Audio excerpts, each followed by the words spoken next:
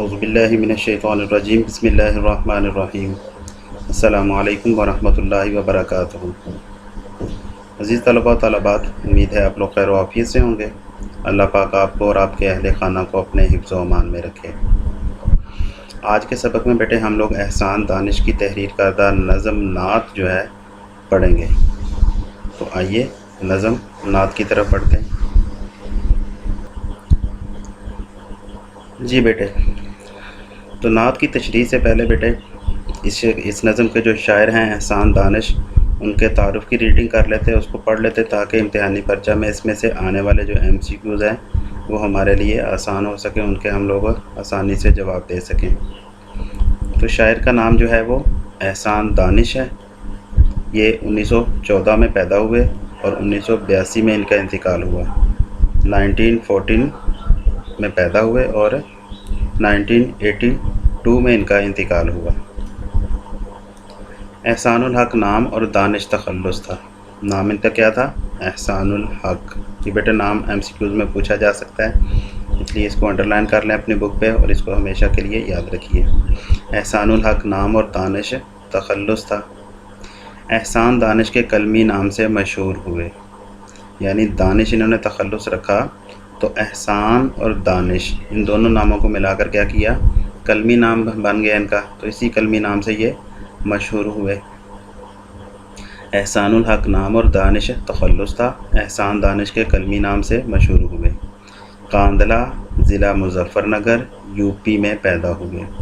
UP بیٹا یہ Uttar Pradesh, you جو ہے یہ اتر کے لیے استعمال ہوتا ہے اور پی پردیش کے لیے، اتر پردیش میں پیدا ہوئے۔ اتر پردیش انڈیا کے ایک ضلع کا نام ہے، انڈیا کے ایک شہر کا نام ہے۔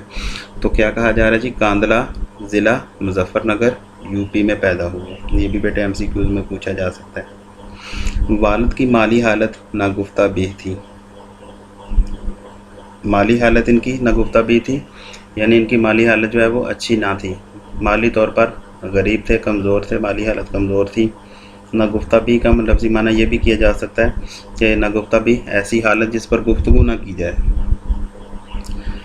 تو والد کی مالی حالت ناگفتہ بھی تھی، مالی حالت کمزور تھی۔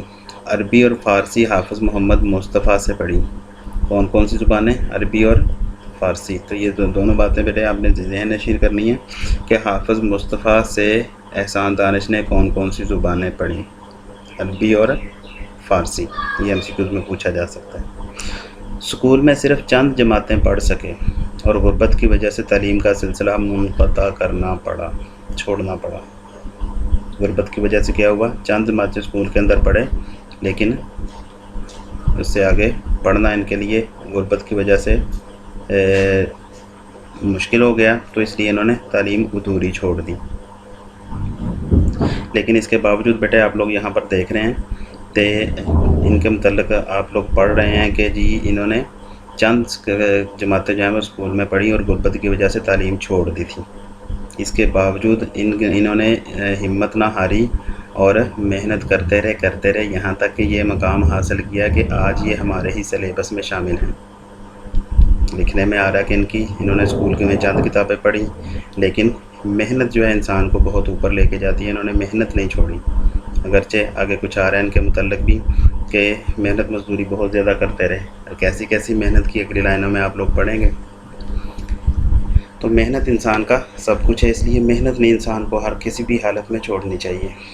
ہر حالت میں انسان محنت کرتا رہے تو یقیناً اللہ تعالیٰ اس کا انسان کو صلہ دیتے ہیں۔ تو کیا کہا جا رہا ہے جی؟ اسکول میں صرف چند جماعتیں پڑھ سکے اور غربت کی وجہ سے تعلیم کا سلسلہ منقطع کرنا پڑا۔ بچپن ہی سے محنت مزدوری کرنے لگے۔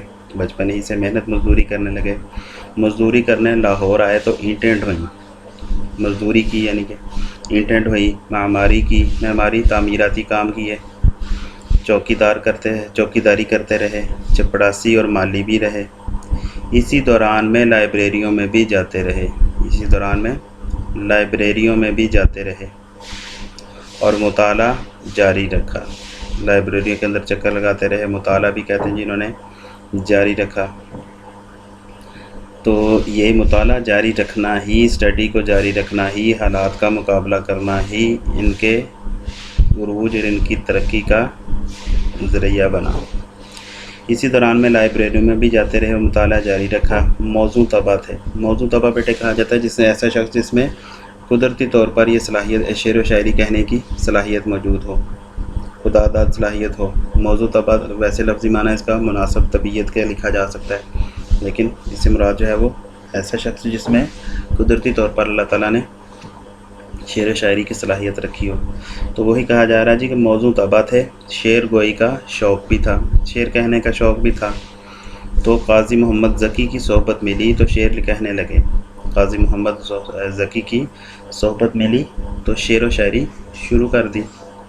یہاں تک بیٹے آپ لوگوں نے پیراگراف کے اندر دیکھا ہے کہ کئی قسم کے ایم سی کیوز ہیں اس پیراگراف میں، یہاں تک جہاں تک ہم لوگوں نے پڑھ لیا بن سکتے ہیں، جیسا کہ تاریخ پیدائش، تاریخ وفات، اصل نام، تخلص، اسی طرح قلمی نام، اور اسی طرح حافظ محمد مصطفیٰ سے انہوں نے کون کون سی زبانیں پڑھی، عربی اور فارسی یعنی کہ، ٹھیک ہے، اور اسی طرح کس عمر کے اندر انہوں نے مزدوری شروع کی اور مزدوری کے اندر کیا کیا کام کرتے رہے، تو یہ ساری چیزیں۔ اسی طرح آخری لائن میں لکھا ہوا جی قاضی محمد ذکی کی صحبت ملی تو شعر کہنے لگے۔ تو شعر و شاعری کن کے کہنے پر شروع کی؟ تو قاضی محمد ذکی کی صحبت ملی تو شعر و شاعری شروع کر دی انہوں نے۔ آگے چلتے ہیں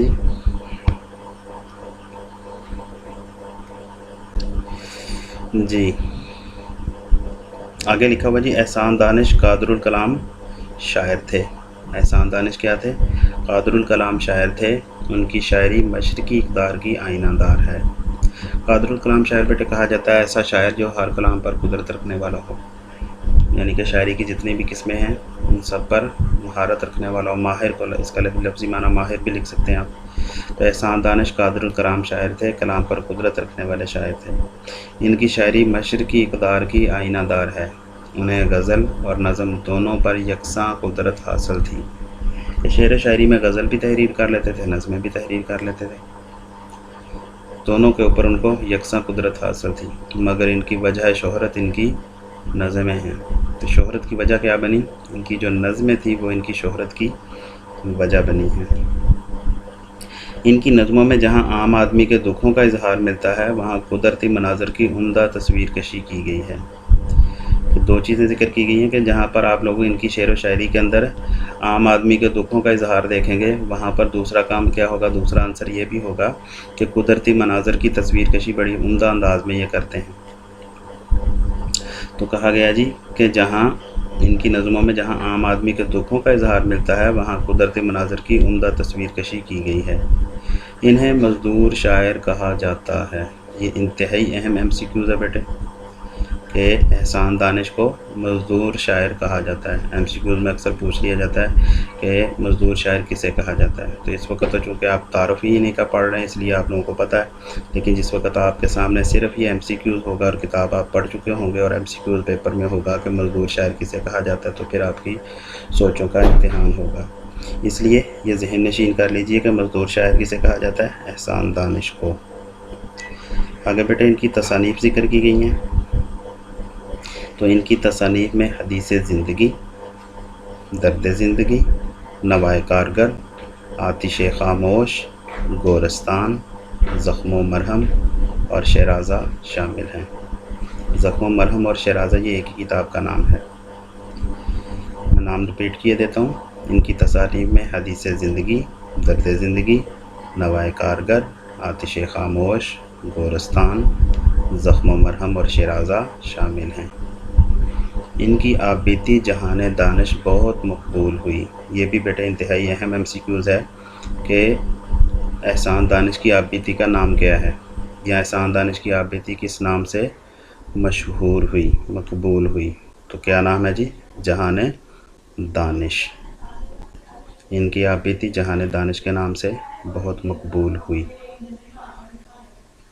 یہ تھا بیٹے شاعر کا تعارف، احسان دانش کا تعارف۔ یقیناً آپ لوگوں کو سمجھ آ چکا ہوگا، تو اس کو بیٹے آپ لوگوں نے بڑے ہی اچھے انداز میں بار بار پڑھنا ہے، یاد کرنا ہے۔ اس میں آنے والے ایم سی کیوز ہیں ان کو سمجھنا ہے اور لکھنے کی پریکٹس کرنی ہے۔ آئیے اب اشعار کی تشریح کی طرف چلتے ہیں۔